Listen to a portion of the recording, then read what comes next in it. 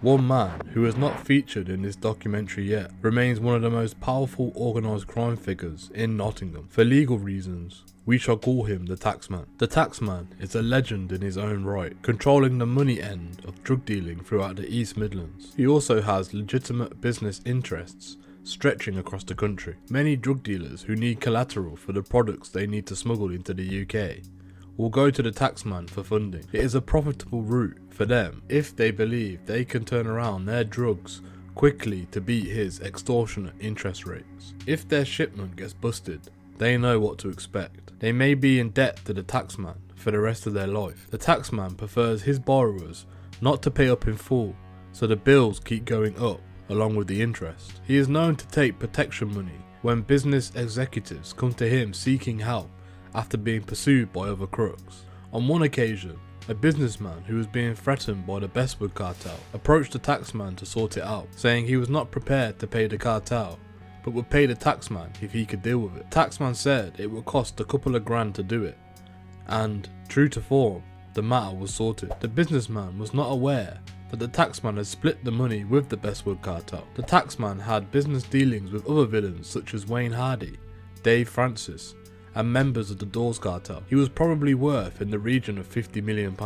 Most of all is the climate of fear that he generates, and not his wealth, which enables the taxman to consolidate his power. Police have questioned him several times, but have never managed to nail him. He has the ability to slip from their grasp every time.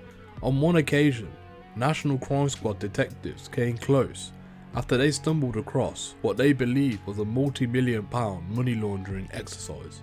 It involved a major land development that went bust after large amounts of money had been invested, not least several million pounds of his. At least, that's what the paperwork showed. Detectives believed that in reality, he was probably losing money that had come into him in cash from trade in illegal products. After the 2-year investigation sifting through all the financial records for the deal, they had enough, they believed, to put a file together for the Crown Prosecution Service. It was not enough for the lawyers, and because no one was willing to talk, they didn't have a case. Taken over companies which have been about to go to the wall, owing him money, and he has used these companies to launder some of his illegal millions. The wall of silence that pervades his everyday work means that he can go about it safe in the knowledge that it is highly unlikely that anyone will squeal on him or be able to get close enough to hurt him. Other major factors that prevents the law enforcement agencies getting close to him is that he has friends in the police. The taxman has a number of former police officers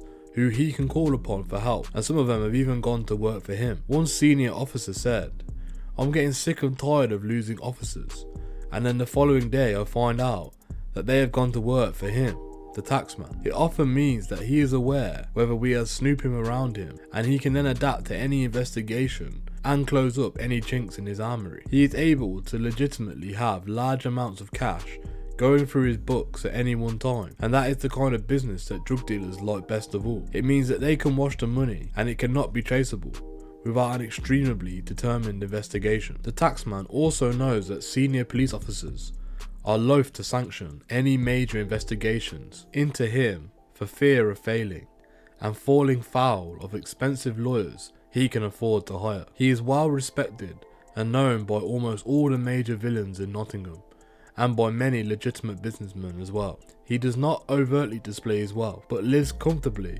with his wife and children just a few miles from the city in a house worth £750,000. He also resolves disputes such as problems between rival criminal gangs, and has a huge influence with the criminal traveller community. On one occasion, a man charged with killing a member of a travelling community was under threat after a court case against him collapsed. He went to see the taxman to sort it out. Otherwise, he would be looking over his shoulder for the rest of his life. The dispute was resolved, but for 12 months the man was forced to carry out money collecting duties for the taxman, visiting poor families who had been so desperate they had to borrow money and had fallen behind with the payments. The authorities continued to keep a close check on the taxman, and he was arrested again in the spring of 2008 after a major drugs trial involving members of the Dawes cartel was being prepared. The Serious Organised Crime Agency wanted to question him about transactions with Gary Hardy and the business partner of John and Rob Dawes. They believe Mr. Hardy sent him money for the sale of drugs in the city nightclubs. The taxman had already given officers from Saga his explanation and they went on their way. He remains as elusive as ever. No sooner had the police dealt with John Dawes than they had begun to set their sights on Mr. Hardy. He had been spotted at the scene of a drugs deal involving Mr. Dawes, and police suspicions grew that he was a senior member of the Dawes cartel. On the 23rd of May 2005, Operation Normality was about to be brought to its conclusion with the arrest of John Dawes, with a decision having been made to arrest Mr. Dawes at the earliest opportunity. Undercover police officers followed Mr. Dawes diligently that day. They knew Mr. Dawes had a meeting that day to pick up some money, but they were not sure who would be turning up at the liaison. Mr. Dawes hung around at the junction of the Sutton Ashfield town centre until a black Porsche appeared at high speed. It stopped at the junction long enough for John Dawes to get into the passenger seat. Gary Hardy was the driver. A plastic bag, which it later transpired contained £14,000 in cash, was handed over to Mr. Dawes by Mr. Hardy, who promptly sped off in his Porsche without looking back. The police officers had been given no instruction as to what to do as far as Mr. Hardy was concerned, so they let him go. Mr. Dawes was arrested with the money. In interviews later, Mr. Dawes refused to admit that Mr. Hardy was the man in the car who had given him the money. Safe to say that the money was for Apex Windows. Mr. Hardy was, on the face of it, a successful businessman with his company, Apex Windows, showing off more than £1 million in assets and enjoying ever-increasing profits. He was also the former chairman of the local football side, Eastwood Town FC. Mr. Hardy went on trial in June 2008, along with his brother Paul and his mother June Mears, accused of conspiring to supply heroin, cocaine, amphetamines and cannabis. Also accused was Carl Busby, who faced money laundering allegations. The trial was held under the tightest security ever seen at Nottingham Crown Court, with a large amount of police cars carrying secret witnesses under the protection programme, one of whom was Jonathan Guest, one of the gang's lieutenants. The witnesses were ferried in and out, flanked by the police motorcycle riders and a helicopter which brought traffic to a standstill at the beginning and the end of every court day.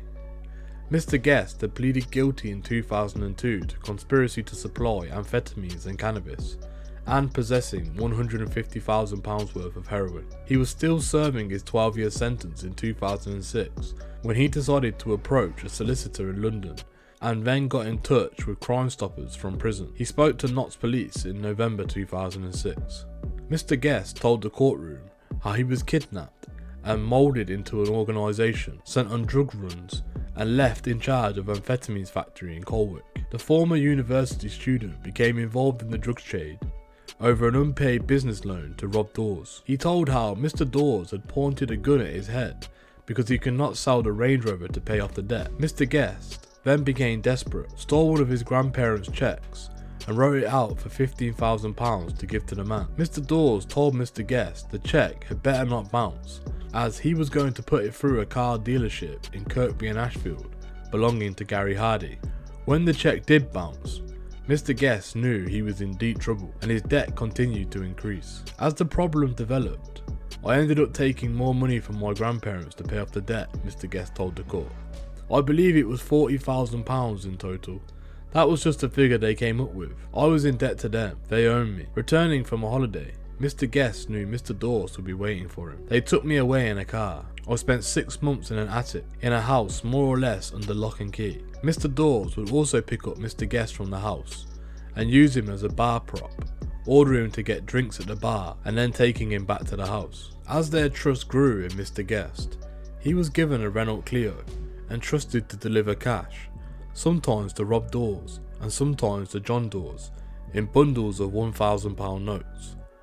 On one occasion, I was asked to go to London with a holdall. I believe it had £100,000 in it. Mr. Guest often used to meet drug contacts on the motorway junctions. He would be given their name and a description of their cars, and was ordered to make a quick cash exchange. He also started delivering drugs to Matlock, where he would be told to go to a car park of a garden centre. A man in a Toyota pickup truck would oversee the exchange. His soldiers came on motorbikes and collected the drugs off me and drove off at bikes on speed, said Mr. Guest. It was literally pass the drugs to the person on the motorbike with his visor down. Mr. Guest had first met Gary Hardy in the Devonshire Arms in Sutton and Ashfield. Mr. Guest came to believe that Mr. Hardy was one of the 3 drug generals operating in the area. Each would receive £8,000 from the £40,000 that 1 kilo of heroin would bring to the streets. Mr. Guest, who would hide the heroin in buckets in the ground in the woodland, said he was collecting a kilo every 7 to 10 days. Gary Hardy had also held a drug dealer's lottery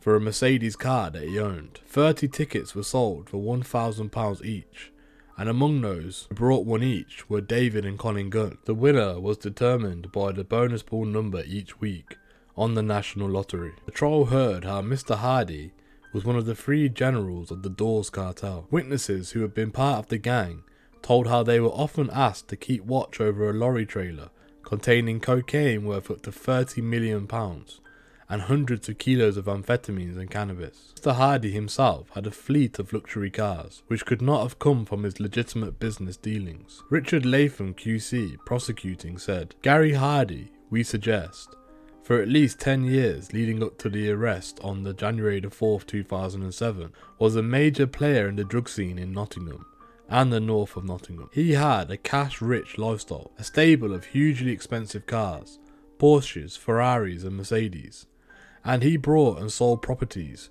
and his children were educated privately. To the outside world, he had a legitimate source of funding for his lifestyle. He was a director of a number of companies, but the companies were not successful and incapable of paying for his everyday expensive lifestyle. In August 2008, after a 3-month trial, the jury came back with its verdicts against Mr. Hardy. The 45-year-old was found guilty of conspiracy to supply heroin and amphetamines. Nottingham Crown Court also convicted him of money laundering and possession of criminal property. His mother, June Mears, aged 66, of Pearl Avenue, Kirkby and Ashfield, was found guilty of conspiracy to supply amphetamines and conspiracy to supply cannabis, and his 47-year-old brother, Paul, was found guilty of conspiracy to supply heroin, amphetamines, cannabis resin, and possession of criminal property. Paul Hardy's girlfriend, Zoe Chapman, 29, of Willow Avenue, Kirkby and Ashfield, was convicted of conspiracy to supply amphetamines. Carl Busby was cleared of money laundering charges. Gary Hardy was jailed for 20 years, Paul Hardy for 12 years, Mrs. Mears for 3 years, and Mrs. Chapman for 3.5 years. Before Gary Hardy was led away, still maintaining his jovial facade he had throughout the proceedings, Judge Henry Morrison told him, "Those who deal in drugs are dealing misery to addicts. Heroin has a devastating impact on their addicts, their family and society. You dealt in large quantities of heroin and amphetamines and made large sums of money.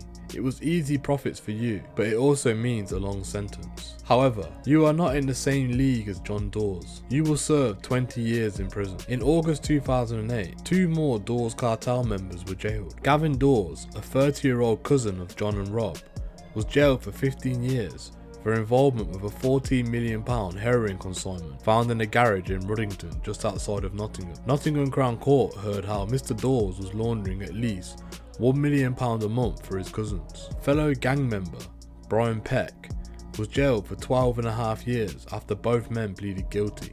It followed a joint investigation by Saga and the Nottinghamshire police. The haul included 65 kilos of heroin, 89,000 ecstasy tablets, and 10 kilos of amphetamine, and had been stored in the garage by Peck. Assets recovery investigators, however, failed to locate all the millions which the Dawes cartel had earned in their drug dealing. After the hearing at Southwark Crown Court in September 2008, Judge Michael Pert placed an assets recovery order of just £355,000 on John Dawes, concluding that, although it was accepted during the court proceedings that Mr. Dawes had made over £8 million during the course of his criminal activities, most of the assets could not be located. Another trial linked to the seizure of the heroin in Ruddington revealed that, at a conservative estimate, at least £1 million in cash was being washed every month by the cartel. A doctor from Leicester, Mohammed Aziz, was convicted after helping Gavin Dawes wash the fruits of drug dealing through a series of money transfers at the exchange bureaus. Police discovered that Mr. Aziz's phone was hot with texts confirming regular cash transactions of £150,000 which were often heavily coded or encrypted. Mr. Aziz, who was codenamed Spack by the gang, was trapped when the police discovered a ledger of transactions in Mr. Dawes' car, which implicated Mr. Aziz. Along with a number of others involved, he received 3 years jail time.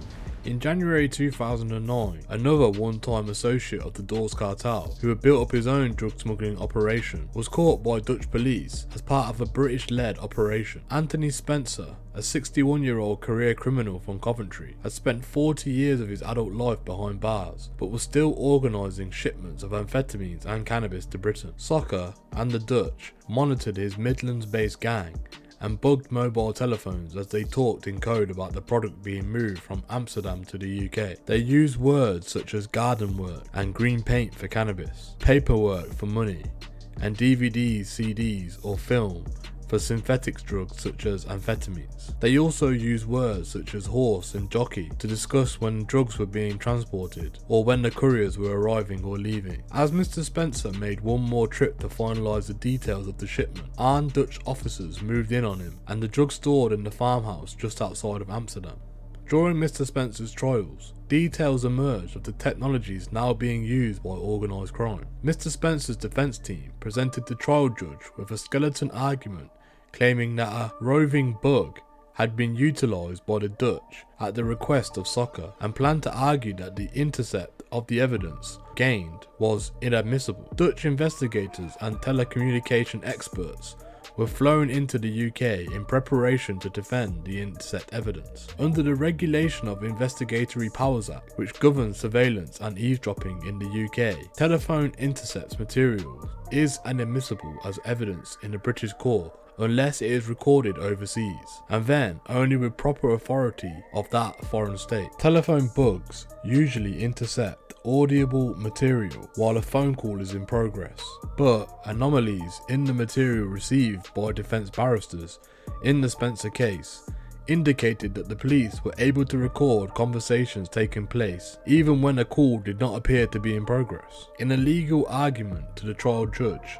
defence barrister Charles Benson QC stated, "We are aware that a different technology now exists, known among other things as a roving bug. This enables a prospective eavesdropper to access the headset of the telephone in question and use it as a transmitter or a microphone, whether or not the call is actually in progress. Indeed, any conversation within some 10 feet of the handset thus can be overheard." Mr. Benson alerted the trial judge to one conversation between Anthony Spencer and a member of the gang, which had purportedly been bugged by the Dutch authorities when both men are known to be in England. However, despite having flown in Dutch telecommunication experts in preparation to defend the use of the bugs, late guilty pleas were accepted by the prosecution, which meant the issue was not debated in open court. Mr. Benson's proposition to the trial judge, and one which was accepted as a wholly possible by security experts, was that the mobile phone can be connected by remotely infecting it with a piece of software, either by text message or other message not visible to the target. The method had been considered urban myth until in 2006, a court application made by the FBI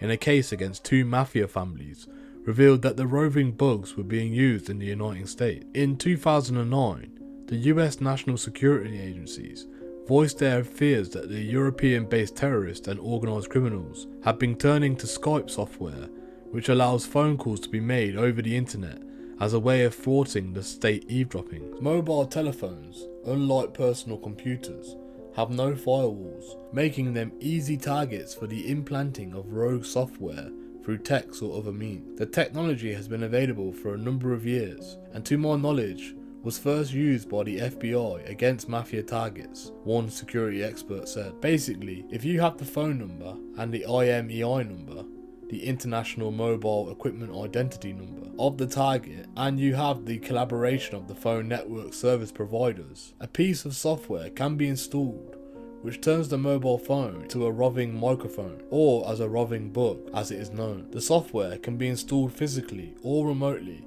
without the knowledge of the target. The software can then be used to trigger the phone as a mic at will or by the voice activation, so you can not only hear 2 sides of the conversation on the phone, but also any activity within a few feet of the infected telephone. One recently retired head of the UK CID force confirmed, The technology has been available to the security services and soccer for a number of years now. I can only tell you that it has been never used or made available to my own force. While the debate over the inadmissibility of bugging materials in the British courts is ongoing, it may be only a matter of time before the authorities are forced to concede that they only have the prospect of a conviction in some gang-related cases if such intercepted material is allowed into court. Anthony Spencer pleaded guilty, along with his lieutenant, former prison governor Jogendranath Rajkumar, aged 59, also from Kersley, Coventry. Mr. Spencer was jailed for 5 years and 3 months, Mr. Rajkumar for 3 years and 9 months. 6 men also pleaded guilty to their roles in the conspiracy to import and supply 140 kilos of amphetamines and cannabis. Robert Dawes, John's brother, was proving a more difficult catch to land. Intelligent, ruthless, and with powerful connections, but wanted in 3 countries, the UK and Spain for drug smuggling, and Holland for questioning over the execution of teacher Gerard Meesters.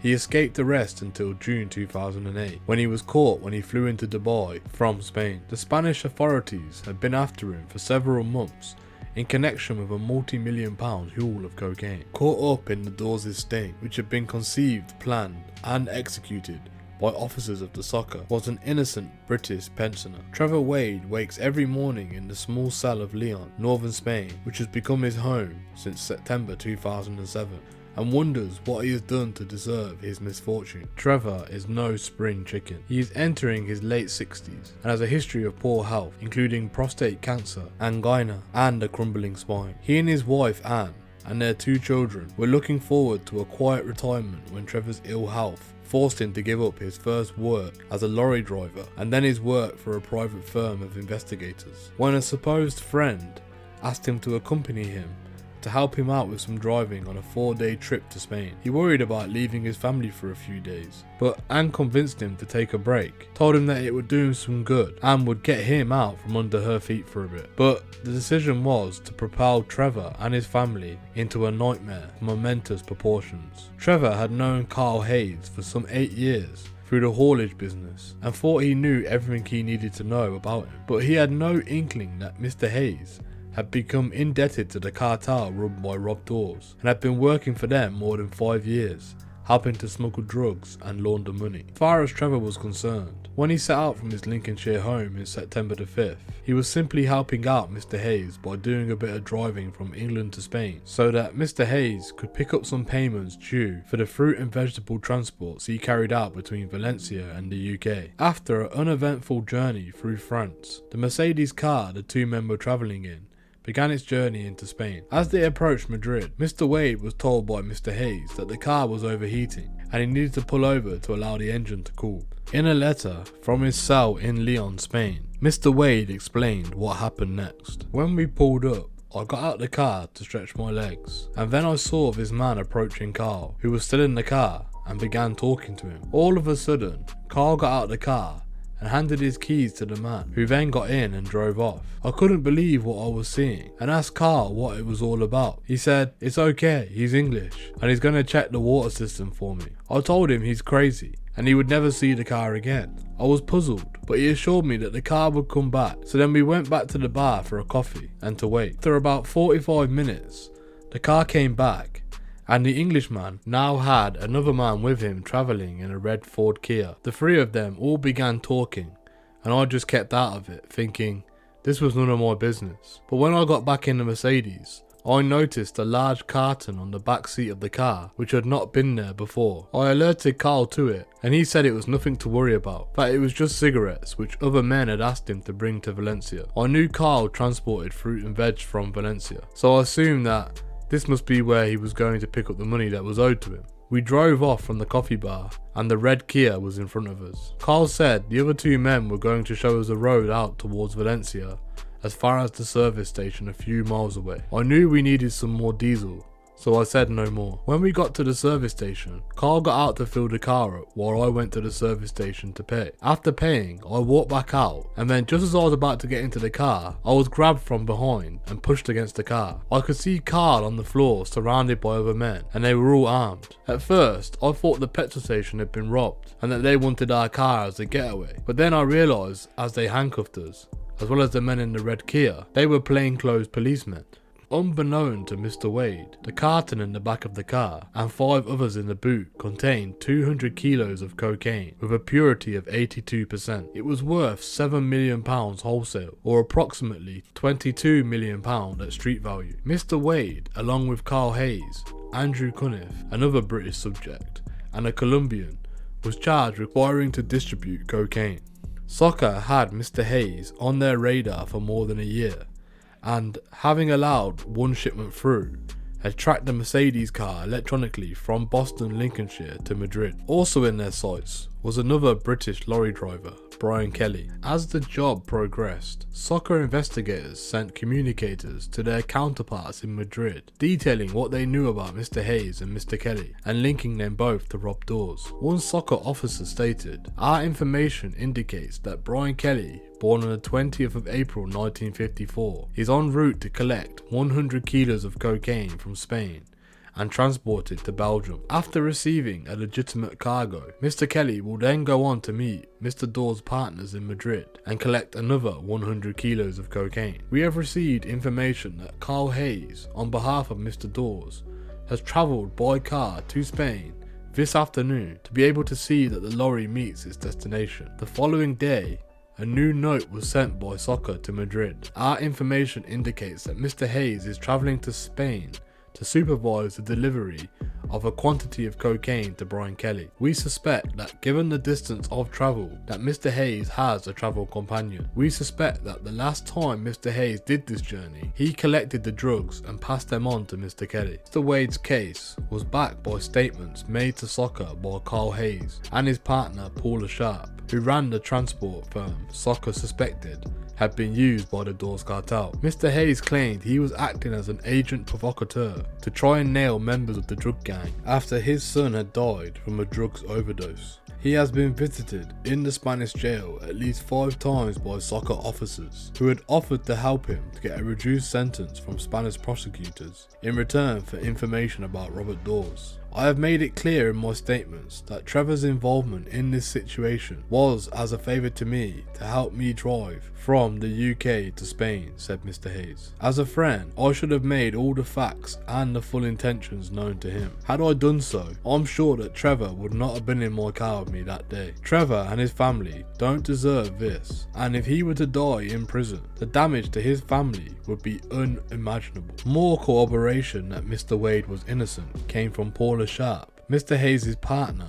at Sharp's haulage. She stated, "Carl was needed back in England for the weekend for other duties, and so I made a suggestion that he took Trevor Wade with him to share the driving and hence get back for the weekend." This is indeed what happened, and Trevor Wade has been innocently caught up in the consequences. Saga's own communications to the Spanish investigators indicated that there was no intelligence that Mr. Wade was involved in the drug deal. Indeed, communications stated that there was an unknown man in Mr. Hayes' car, who they presume was merely a travel companion for Mr. Hayes, given the distance of travel. Mr. Wade's wife, Anne, has been campaigning for his release through the Fair Trials International, the Foreign Office and her MP. She is the only breadwinner in her family now, working long hours to keep the family afloat financially as well as mentally. Every day she tries to find a way through the mountain of bureaucracy which is preventing the truth in coming out. I have only been able to go to Spain to see Trevor once, and I fear that he will die in prison without being able to see his 2 children ever again.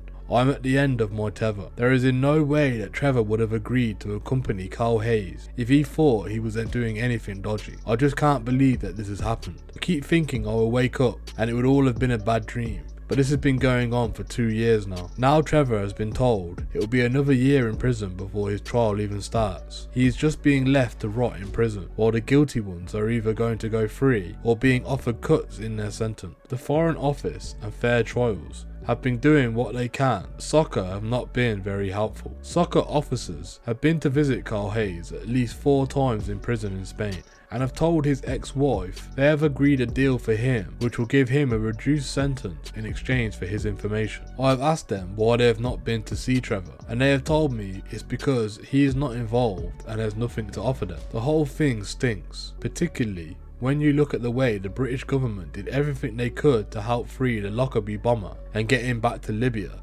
because of his prostate cancer, when he has been convicted of killing hundreds of people. Stranger still was the languid response of the law enforcement agencies in both countries towards the main target, Rob Dawes. There was a huge intelligence file on Mr. Dawes, including identification of businesses he had on the Costa del Sol and business interests in Dubai, where he sometimes based himself. He was being tracked all over the globe. Trevor Wade had been arrested on the 6th of September 2007, and yet it took another 9 months for the authorities to track down Mr. Dawes. He was only arrested because he had made the mistake of thinking he was immune from international warrant in Dubai. As of July 2010, 2 years after his arrest, there was no sign of him being extradited to any of the countries which had accumulated so much information about his brutal methods and drug smuggling. Meanwhile, Trevor still sits in his cell, wondering what's been going on. At worst, like Kevin Musgrove, he is a victim of his own naivety, guilty of trusting someone whose background and intentions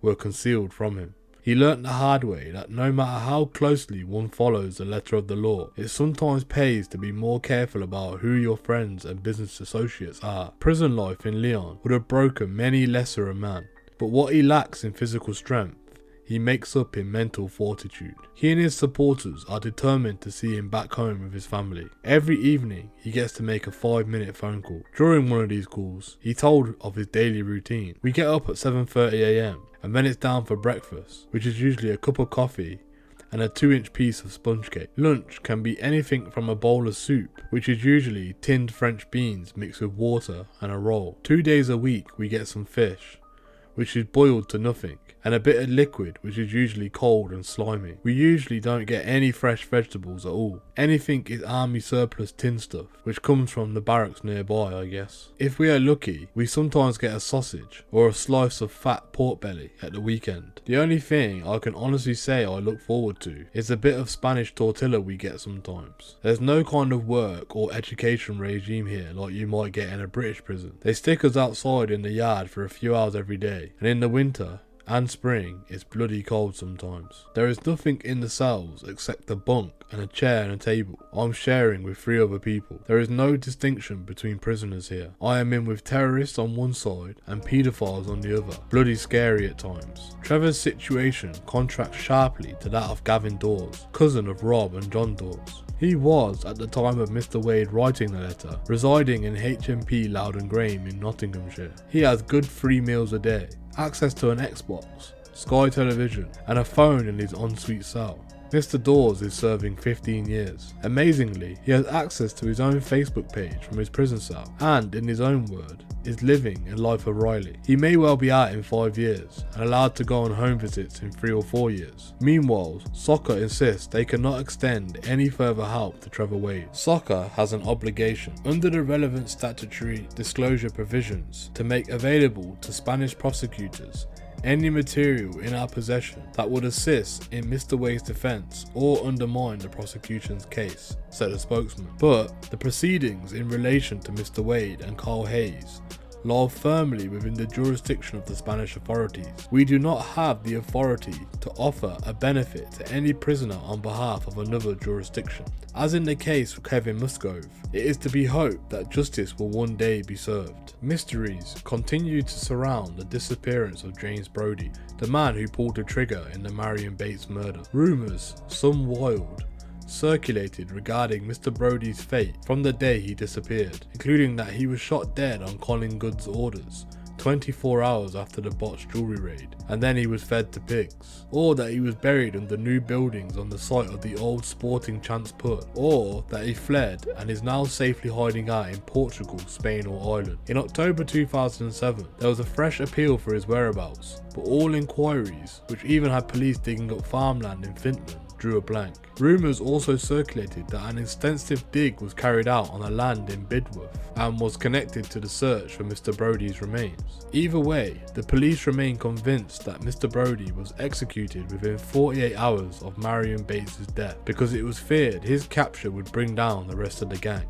Arrests were made in April 2010 for the murder of David Draker. Police have been able to use new technology to recreate the scene of the shooting, which they said provided significant new evidence. But after a few days of questioning, the two men arrested, aged 22 and 33, were released without charge. In June 2008, Vincent PG Man Robinson passed away after a long battle with cancer. In September 2008, Kevin Warsop, who had been arrested with Colin Gunn back in 1998 over an incident over the Astoria nightclub, threatened to shoot police officers and blow up his house during a 24-hour siege at his home in Raymead Drive, Bestwood. The standoff began when the 39-year-old Mr. Warsop refused to let officers into the property after his wife had dialed 999 following a domestic incident. Mr. Warsop made the gun gesture at the officers and said he had a firearm. "Just see what happens if you come in," he told police.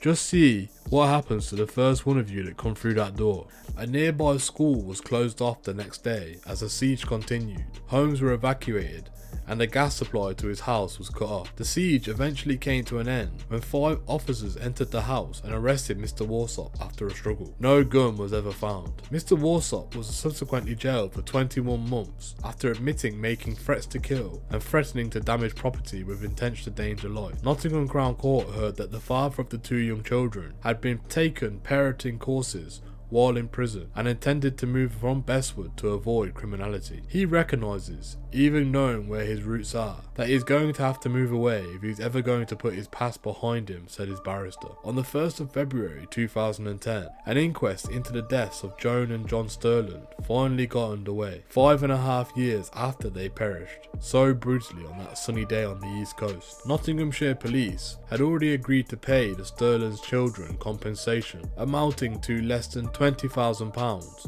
in recognition of their failings. Given the circumstances of the couple's death, it came as no surprise that this was not an ordinary inquest. There was tight security at the Lincoln Crown Court, with members of the public and press barred from the building and instead directed to the local magistrates a mile away, where a video link had been set up to view proceedings. Michael O'Brien, Joan's son, who was serving a life sentence for the murder which sparked the killings, was also allowed to watch the proceedings over the 3 weeks from a room in prison. Almost all the police witnesses in the case were given aliases, being referred to by letters of the alphabet. The outcome would be decided by a jury, and the members of that jury were directed not by the usual coroner for Lincolnshire, but rather by barrister Karen Monaghan, a QC from London Law Chambers Matrix, who had been called in to oversee the complexities of the case as a human rights law specialist. Karen Monaghan made it clear that the jury would have to consider a number of specific allegations when considering the evidence, key of which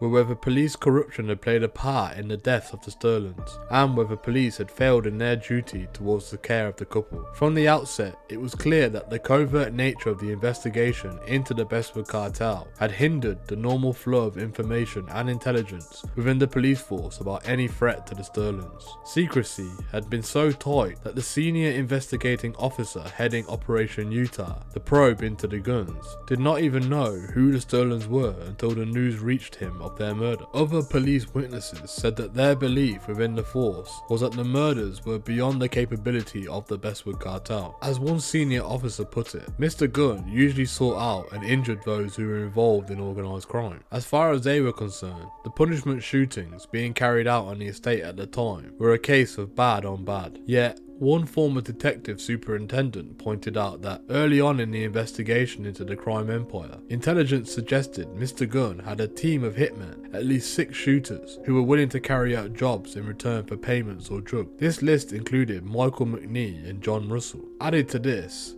the intelligence log revealed more than 100 snippets linking Mr. Gunn to the procurement and use of firearms over the period of that year. All this was information available to some senior officers many months before the slaying of the grandparents. Other information to emerge from the inquest included a more detailed account of just how much danger Joan Sterland had put herself in order to help the police nail her own son. One of Colin Gunn's original motives for sending the shooters after the couple when they were living in Carlton, Nottingham, was that Mrs. Sterland had not given up on her son. However, it emerged in evidence that in fact Mrs. Sterland had received a phone call from Michael O'Brien in which her son had demanded £50 for food and drugs and confessed to the murder of Marvin Bradshaw. Mrs. Sterland duly related this to the police and a meeting was set up in a supermarket car park in Bulwell. Unknown to Mr. O'Brien, armed police maintained watch as the money was handed to a friend of Mr. O'Brien, and by following his car, police were able to arrest Mr. O'Brien a few days later in Leicester. After her own home in Carlton was shot up,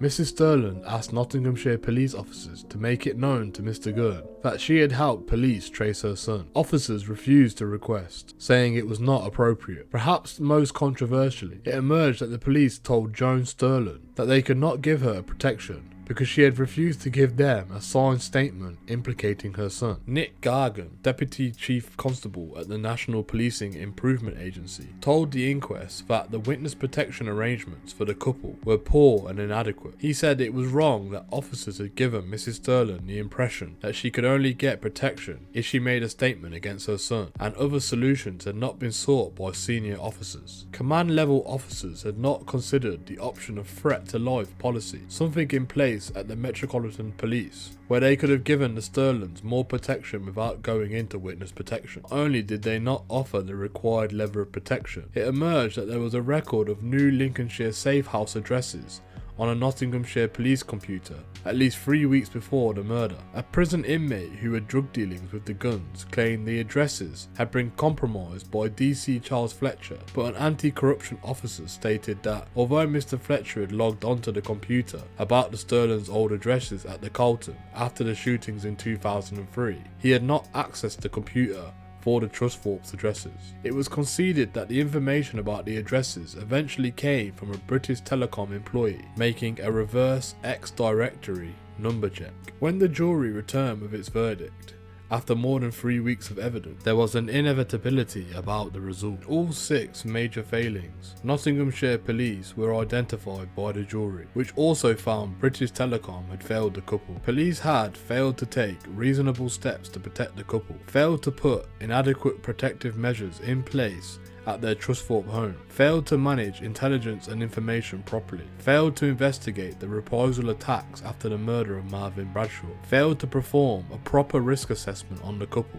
and failed to warn them of Mr. Gunn's links along the Lincolnshire coast. It seems perverse that the design of the operation to bring down the Bestwood cartel, in particular its inherent secrecy, prevented some officers from passing on and receiving vital information. This information indicated that the Sterlands were in extreme danger. The failings highlighted by the inquest gave heart to Mr. Gunn and his supporters, who felt it would help in any bid for an appeal. But an important fact had become lost amongst all the backslapping of the cartel supporters. Colin Gunn was not arrested and convicted on evidence submitted by Nottinghamshire police. It was Lincolnshire's Operation Carew, the biggest inquiry in history of the force, headed by its most senior detective Graham White and his team of officers and Lincolnshire Crown Prosecution Service, which had finally brought the crime lord and some of its henchmen to justice. After the termination of Steve Green's contract as Chief Constable in 2008, Nottinghamshire Police looked to improve its poor standing in the league tables of crime prevention and detection. But by the time of the Sterland's inquest, the force was in turmoil. Following Mr. Green's departure, the police authority selection panel once again went for a successor who had no background in crime detection or CID. Julia Hodson, the daughter of a Derbyshire coal miner, was variously described as a well-liked and, when she needed to be, feisty. A former acting Chief of West Yorkshire Police, she was the first woman to be appointed to Nottinghamshire Post. She inherited a difficult situation, with the country's force still lying at the bottom of the league tables for many areas of crime. Added to this, there were Machiavellians going on in the background, with several councillors looking to remove Police Authority Chairman John Clark. The lack of unity, both within the police authority and at the command level within the force, became public knowledge in December 2009. First came in the resignation of Police Authority Chief Executive David Wilcock, who had been on the job only 2 months. His leaked resignation letter shook the authority to the core. Whilst it is not unusual to find multiple challenges running a parallel in the public sector, wrote Mr. Wilcox, to find so many in one organisation with no inherent capacity to support self-improvement is extraordinary. In my experience, the current situation has not happened overnight. It seems to have accumulated without action over a period of time without being tackled. John Mann, the MP for Bassetlaw, publicly criticised the force in the same week during the Prime Minister's questions in the House of Commons, suggesting that an organisation malaise was hindering the Nottinghamshire's crime-fighting abilities. The day after Mr. Wilcox's revelations, documents leaked to the city's daily newspaper revealed that Deputy Chief Constable Howard Roberts had been embroiled in a private clash of personalities with the head of HMIC, Dennis O'Connor, the Chief Inspector of Constabulary. It was a dispute that Mr. Roberts' claim went back to 2005, when Nottinghamshire was under public scrutiny following Steve Green's declaration that the force couldn't cope with the murders on its patch. The public nature of the spat, which only came to light after it was discussed at a closed police authority meeting, was a huge embarrassment and led to the inevitable witch hunt for the person who had leaked the material. The dispute centred on Mr. Roberts' belief that his career possession was being impeded because he had stood up to criticisms from Mr. Connor when the Home Office called in investigators to probe Mr. Green's can't cope comments. Mr. Roberts suggested HMIC had subsequently taken to sabotaging his applications for various high-profile police posts. He also believed HMIC had played some part in blocking a 12-month extension to his contract at Nottinghamshire, which had been rejected by police authority members. Mr. O'Connor and Mr. Roberts declined to comment on the revelations. The fact was that HMIC was already taking a keen interest in running Nottinghamshire Police. Indeed,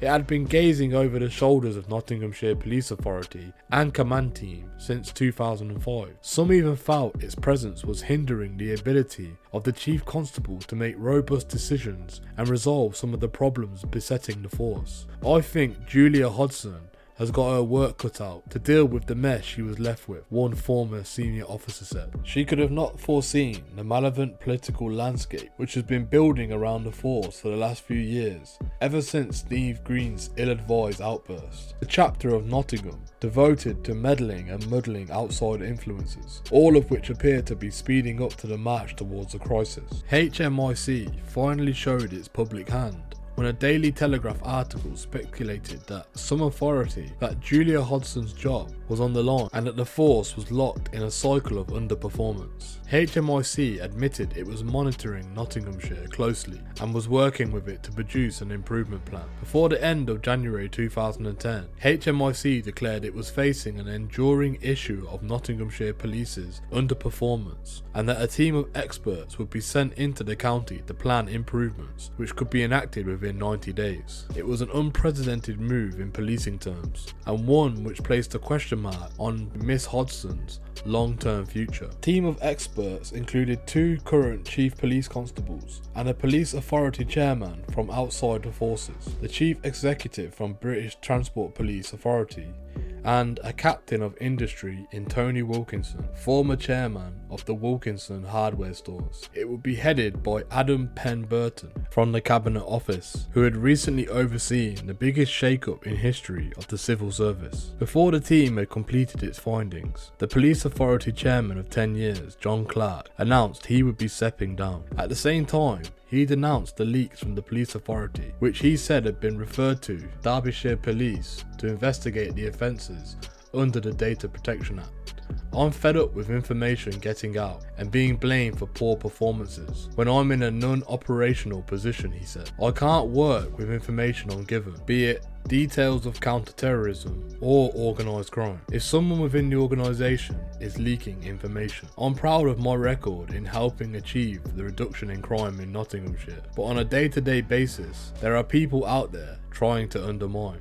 The way I've been treated by some people, I believe, is absolutely scandalous. He didn't identify where he believed the mischief was coming from, but the HMIC review team, when it made its findings public 2 weeks later, stated poor leadership from the police authority was impeding the progress of the police force. The leadership of authority is ineffective. The authority is not seen as adding value to policing in Nottinghamshire. By virtue of his long-standing positions, the chair and the chief executive must accept primary responsibility for this. Alongside this criticism, the review team declared Julia Hodgson unable to push through her vision because she lacked the capable chief officer team. It is a precondition for the authorities and force's future success that these issues are resolved, the review team added. With Clark's departure announced, the usual jockeying for position began, with City Council leader John Collins taking the reins as chairman, elected in a secret ballot. Vacancies for Deputy Chief Constable and 2 Assistant Chief Constables were filled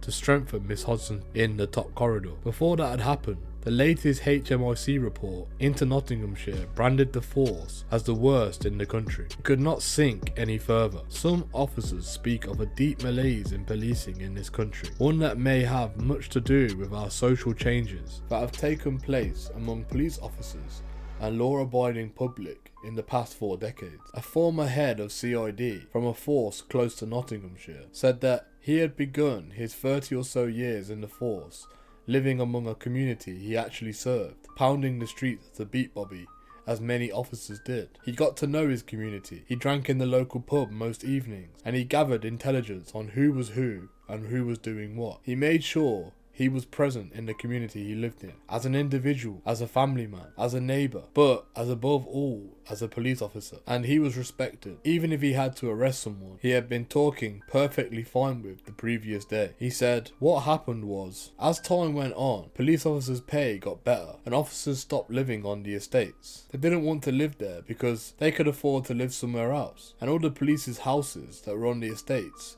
got sold off, and suddenly the connection between the police officer and the community had been eroded. The police officer wasn't someone you could relate to or connect with anymore. That also meant police didn't know what was really going on the estates as well. The changes in the way Britain's streets are policed, the reduction of police patrols, and the expansion of police vehicles has exacerbated that feeling of detachment, creating a gulf that could easily be exploited by organised crimes and gangs. The growth of the black economy has also seen otherwise honest people increasingly both at risk of being criminalised and becoming victims of crime. Faith in both the criminal justice system and the police to deliver what the public demand is at an all-time low. In Nottinghamshire at least, it seemed the bottom had been reached. In 2002, HMIC Inspector David Blakely had stated, if you lived, worked or visited Notts, you are more likely to have a crime committed against you than anywhere else in the country. 8 years later, HMIC assessed Nottinghamshire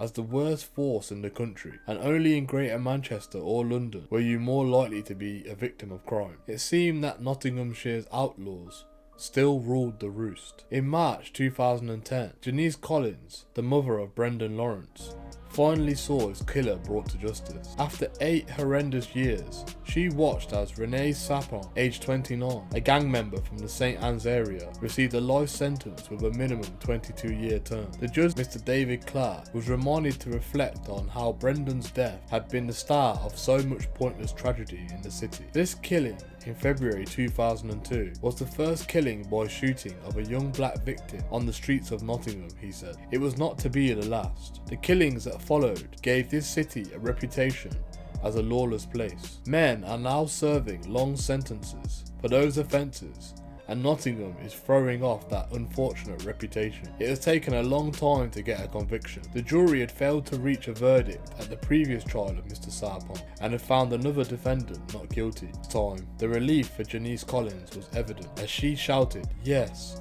and punched the air as the jury returned its verdict. "It's been absolutely horrendous," she confided afterward. "I've never slept through the night in 8 years. You are walking the streets and going to the shop and doing what you're doing, and it's constantly on your mind. You know who shot Brendan. Well, we know now. It's taken 8 years, but we got there." Organised crime continues to flourish in Nottingham, despite the work of all the agencies tackling the problem. Alongside homegrown gangs, there are now Chinese and Vietnamese gangs running cannabis hydroponic farms in empty houses and industrial units. Law enforcement agencies fear that foreign, particularly Eastern European gangs, are making an impact on the city, sometimes filling the gaps created by successful prosecution of local drug lords. Drugs, prostitution, credit card fraud, and people trafficking are their areas of expertise, and they appear more adept than the British gangs at laundering their gains. Meanwhile, firearms and knife crime remains huge problems among the youth of Britain. The answer lies not in a number of arrests to be made, but in the offer of a positive future for the young, a future that does not involve them becoming drug dealers or gang members. There is hope in groups such as Unity Football Team, set up by Maurice Samuels in 2005 after the murder of Danielle Beacon, and made up from youngsters from the three areas of the warring NG Triangle: Radford, the Meadows and St Anne's. There is also a no-gun organisation set up by Clayton Byfield, continuing to get the message out to young people that guns and knives do nothing but take lives away. These groups offer something positive to the young people, despite the lack of support and funding. From little acorns, great oak trees grow, as they say, and these projects offer some hope that there is a brighter future than one which the individuals and communities have often seen in the past, and be ready to give up doing the right thing and willingly accept the rule of the gun.